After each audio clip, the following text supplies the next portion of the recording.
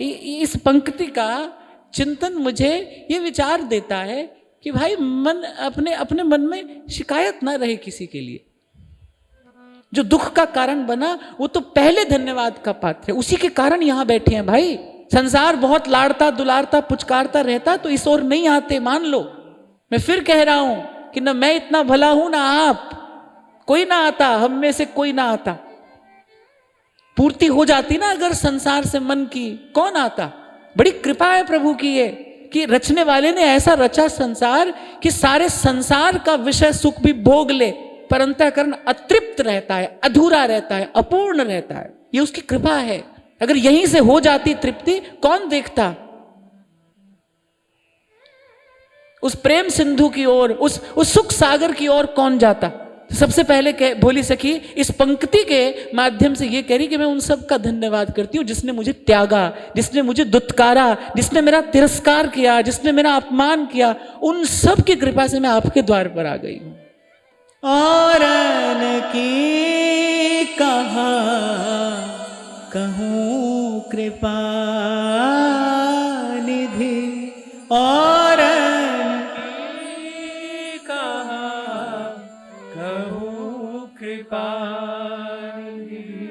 को जग ही तू हमारो, को जग ही तू हमारो, अपने कैयत काया माया, अपने कैयत काया माया, घनो बैर उर्धारो, घनो बैर उर्धारो। फिर औरों की क्या कहूं, फिर ये अपना देह है, और जिन जिन का अपना कहकर अपने जीवन में संग्रह किया, बोले सबसे बड़ा बैर तो उन्होंने ही निकाला हमसे। अरे अपने कहियत काया माया, शरीर ने भी दुख दिया। और इस शरीर के लिए, इस शरीर के सुख के लिए जिस जिस वस्तु का, जिस जिस व्यक्ति का अपने जीवन में संग्रह किया, बोले उसी ने सबसे अधिक दुख दिया। अरे और किसी से तो क्या शिकायत करे। अपने कहियत काया माया, ये अपनी काया अपनी माया। घनो बैर उर्धारो, बोले ये जो अपना शरीर है और इसी को पालने पोसने के लिए, इसी के सुख के लिए आपसे विमुख रहे, कभी कभी सतपथ पर पांव नहीं धरा, और बोले आज यही जीवन में सबसे बड़ी पीड़ा का कारण बन रहे हैं। मैंने तो कभी पहले आपसे कहा था, आज जिससे आपको क्षण भर का सुख मिल रहा है, सावधान हो जाना, कल जीवन में सबसे बड़ी पीड़ा का कारण वही बनने वाला है। उसके पीछे खड़ा है दुख। वो जो विषय जन्य जो सुख है ना, वो सिक्के का एक पहलू है, आपको एक पहलू दिखाई पड़ रहा है। सिक्का बनाया ऐसा जाता है ना, एक समय में एक ही पहलू दिखाई पड़ता है, उसका एक ही पक्ष दिखाई पड़ता है। पर सावधान रहना, जिससे आज सुख मिल रहा है, कल वही पीड़ा का कारण बनेगा, निश्चित बनेगा। उसी के पीछे खड़ा है दुख। इसलिए कल मैंने आपसे कहा था भाई, दुख की निवृत्ति का नाम सुख नहीं है, सुख दुख से पार चले जाना सुख है। जब सुख पाए फूले नहीं और दुख पाए बिल्लाए, और इसके लिए प्रेम का आधार चाहिए, प्रेम के लिए प्रेमास्पद चाहिए। सुख दुख से पार चले जाने के लिए प्रेम का आधार चाहिए, और प्रेम के लिए प्रेमास्पद चाहिए। प्रेम के लिए संसार नहीं है भाई। इन गलियों की खाक छानने के बाद ये सब जन यहां आए हैं और कह रहे हैं, मोहे सकल मिलटार।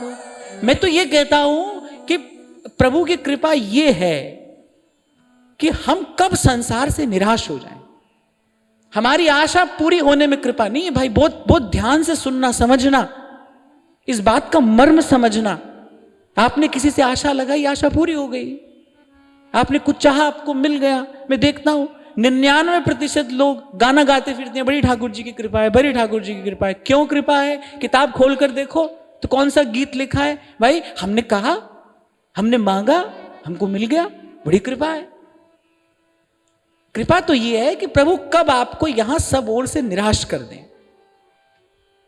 जो संसार के लिए प्रयत्न हो रहा है, जो संसार के लिए संकल्प कर रही है दुर्मति, वो कब समाप्त होता है? ये प्रभु की कृपा है। ए गुण साधनते नहीं हुई, ये गुरु की कृपा है, ये सत्संग की कृपा है कि संसार की ओर जाने वाला संकल्प प्रभु की ओर कब मुड़ता है। ये दुर्वासना कब नष्ट होती है, ये दुराशा कब नष्ट होती है। तभी तो सेवक जी महाराज कह रहे हैं, आस की पास नहीं तोड़ जानी। बोले ये तोड़ना नहीं आया, ये बंधन तोड़ना नहीं आया। क्या बंधन? किससे बंधे हो आप संसार से? किसी रस्सी से नहीं, कह रहे आशा से बंधे हो। कह रहे किस दिन निराश होते हो आप संसार से? बिल्कुल मन समझ ले, जान ले, अनुभव कर ले।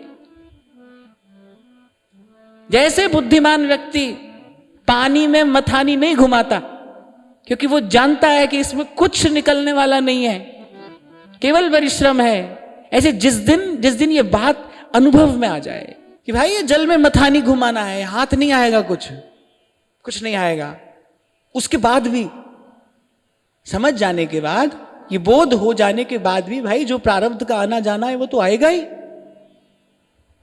आता रहेगा, जाता रहेगा।